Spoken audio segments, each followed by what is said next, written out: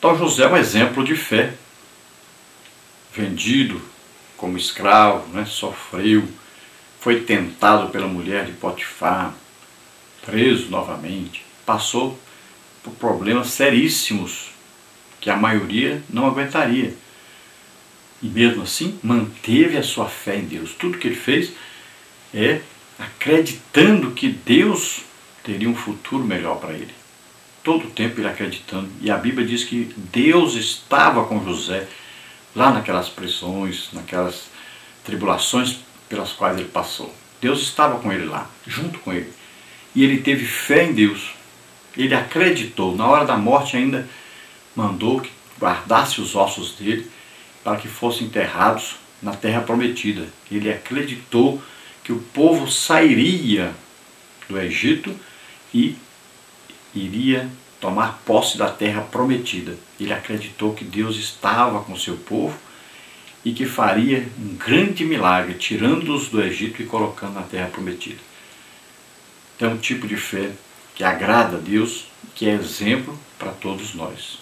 No tópico 3, até a terminação de Moisés. A jornada do Êxodo, sob a liderança de Moisés, durou 40 anos.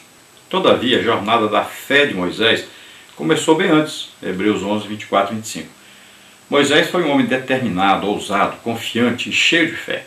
A sua fé também permitiu que ele enxergasse o invisível, pois teve por maiores riquezas o vitupério de Cristo do que os tesouros do Egito, Hebreus 11, 26. Ele viu Cristo, mesmo tendo vivido centenas de anos antes. Por que não seguir seu exemplo de fé na jornada espiritual? Então nós sabemos aí que os pais de Moisés, já Arão e Joquebede, já tiveram fé em Deus, esconderam aquela criança, vendo a formosura, a beleza daquela criança. Depois vemos que Moisés teve fé em Deus para deixar, então, o seu lugar de filho da filha de Faraó, toda aquela riqueza, bonança, né? Vida superior, como ali, morando no palácio real, deixou tudo aquilo ali para viver entre o seu povo, com a intenção de libertar o seu povo da escravidão do Egito. Então ele escolheu a pobreza, o sofrimento, e isso aí significando exatamente esse vitupério de Cristo aí, o sofrimento pelo seu povo. Jesus sofreu, deu a vida para que nós fôssemos salvos, né? Então Moisés teve esse exemplo de fé, fé para acreditar em Deus. Imagine, 40 anos aí aprendendo a ser grande no Egito, como filho da filha de Faraó, depois passou 40 anos no deserto cuidando de ovelhas, ali teve um encontro com Deus, passou 40 anos depois guiando o povo do Egito para a terra prometida. Imagine quantos problemas, mais de 3 milhões de pessoas, e Moisés acreditando em Deus, tendo certeza que Deus introduziria esse povo na terra prometida. Então exigiu muita fé, e Moisés então é um exemplo, um grande exemplo de fé para nós. Moisés é um exemplo também de esperança, né, de perseverança. Imagine, 40 anos guiando um povo no deserto para introduzi-los na terra prometida, tendo certeza que Deus faria isso. Então é um grande exemplo, uma fé realmente digna de ser imitada. Depois na parte 3 nós temos aí a fé que dá poder para avançar. Tópico 1, a ousadia de Josué. Tópico 2, a coragem de Raabe. Tópico 3, o heroísmo de Gideão. Tópico 1, então, a ousadia de Josué. Moisés havia morrido e a Josué coube a missão de introduzir o povo na terra prometida. Contudo, o ingresso na terra não poderia ser feito enquanto Jericó permanecesse de pé. De nada adiantava ter saído do Egito para ficar fora de Canaã.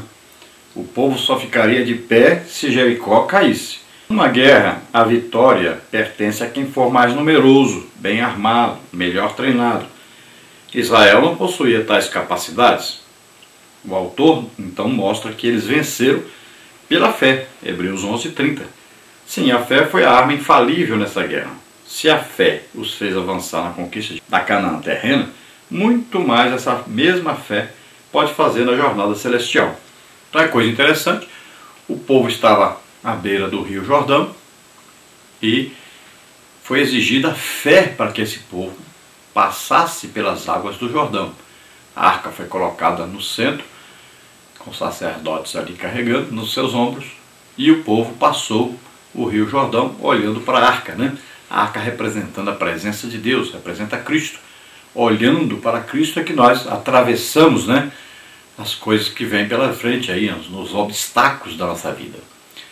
Era preciso derrotar então os inimigos. Veja bem, Deus prometeu a terra, mas Deus não prometeu que a terra seria dada assim de graça, sem nenhum esforço. A vida cristã não é assim. Nós não entramos na vida cristã e Deus está tudo aí, deu tudo para nós assim, quando acabou, não precisa fazer mais nada, você não vai ter doença, você vai ficar rico, não vai ter problema nenhum. Não existe isso. Então, Josué tinha que conquistar a terra, tinha que derrotar os inimigos que estavam na terra. E o grande inimigo que existia ali agora era a cidade de Jericó, com as suas muralhas intransponíveis, dificílimas de serem atravessadas. Então, eles vão agora pela fé, primeiro passaram o Rio Jordão, agora vão pela fé fazer caminhadas assim, né, em volta da muralha ali. 7 dias fizeram essa caminhada em volta da muralha, no último dia 7 vezes. Então gritaram, acreditaram em Deus, nas promessas de Deus, e a cidade, então as muralhas vieram abaixo. Então veja só, que exigiu fé, não só de Josué, mas de todo o povo. Uma fé tremenda. Acreditaram no impossível, e o impossível aconteceu. É evidente que Josué, sendo líder, né, foi exigida mais fé dele. E aí, dentro desse mesmo contexto, né, da cidade de Jericó, nós vemos aí o exemplo agora, tópico 2 então, a coragem de Raabe. Na queda de Jericó, Raabe escapou com vida. Escapou, como afirma o texto bíblico, pela fé, Hebreus 11:31. Mas a sua fé fez mais. Pela fé, Raabe, mesmo sendo gentia, entrou na linhagem do povo de Deus, Mateus 1:5.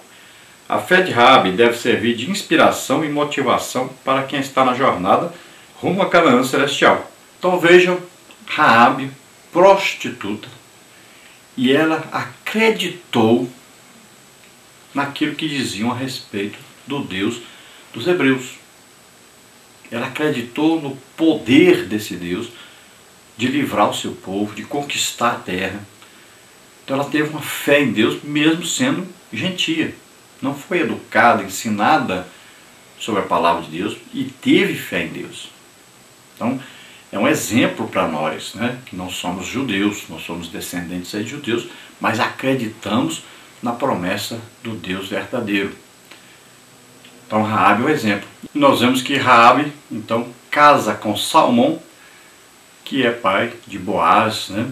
Que é pai de Jessé, que é pai de Davi. Veja só, e Jesus, aí, legalmente, é descendente, então, dessa família. De Raabe, a prostituta, depois da Moabita, né? A Ruth, veja só. Daí que nasceu o rei Davi, e todos, para governarem sobre Israel, precisavam ser descendentes do rei Davi. Portanto, todos os reis de Israel eram descendentes de Raabe. Olha só. Então a fé agrada a Deus. E de uma família, então, de uma prostituta que era gentia, veja só, todos os reis de Israel vieram a descender dela. E legalmente Jesus é descendente desta família. Então é impressionante, se você estudar a Bíblia, ver como Deus honra a fé das pessoas. Então quando as muralhas caem, sobra um pedaço da muralha sem cair. Foram dizer para Josué, Josué, a muralha caiu, mas um pedaço da muralha não caiu. Por quê? O que tem nesse pedaço de muralha? Lá em cima do pedaço da muralha que não caiu tem uma casa. E nessa casa tem um fio vermelho na janela. Essa casa era a casa da prostituta Raabe, que estava com a sua família. Todos ali foram salvos, né?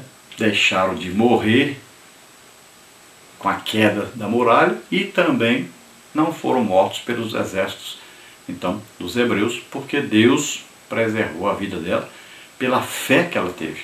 Salvou a ela e a sua família.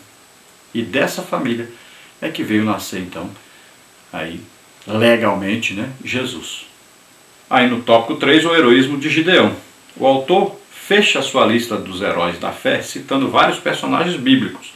A lista é encabeçada por Gideão, um dos juízes durante o regime tribal israelita, Hebreus 11:32. Gideão foi desafiado por Deus a buscar o livramento do seu povo por meio da fé. Em desvantagem numérica e bélica, ele contava apenas com a fé na grandeza de Deus. Com apenas 300 homens, mas com a promessa divina recebida pela fé, ele deu grande livramento ao seu povo. Deus não conta com números, ele conta com quem tem fé. Então o autor aos Hebreus tem aqui uma lista, né, muito grande de pessoas que tiveram fé, cita alguns nomes, também fala de outros, mas ele cita aqui, em primeiro lugar, Gideão. Gideão é um exemplo porque Deus o chama para vencer uma batalha e Deus retira dele toda a força humana que ele tinha levado. Deixa só 300 homens. Então era impossível vencer aquela batalha. Não tinha como. Precisava de quê? De fé em Deus. E foi exigido então uma fé muito grande de Gideão. Com 300 homens venceu um grande exército. E sem usar armas. Né?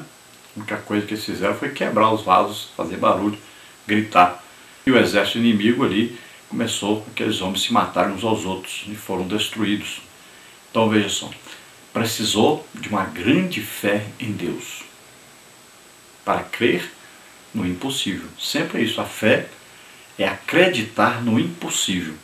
E quando nós acreditamos que vai acontecer, então Jesus disse que se creres, verás a glória de Deus. Então quando nós acreditamos em Deus, nas suas promessas, acreditamos que Deus pode vencer o impossível, mudar o impossível, então isso acontece. É assim que é realizado. Então, no reino material, o que existia no reino espiritual. Então, através da oração, nós construímos no reino espiritual o que nós queremos que apareça aqui no reino material. Acreditamos nas promessas de Deus e elas se realizam em nossas vidas. Então temos que acreditar em Deus, temos que ter fé em Deus.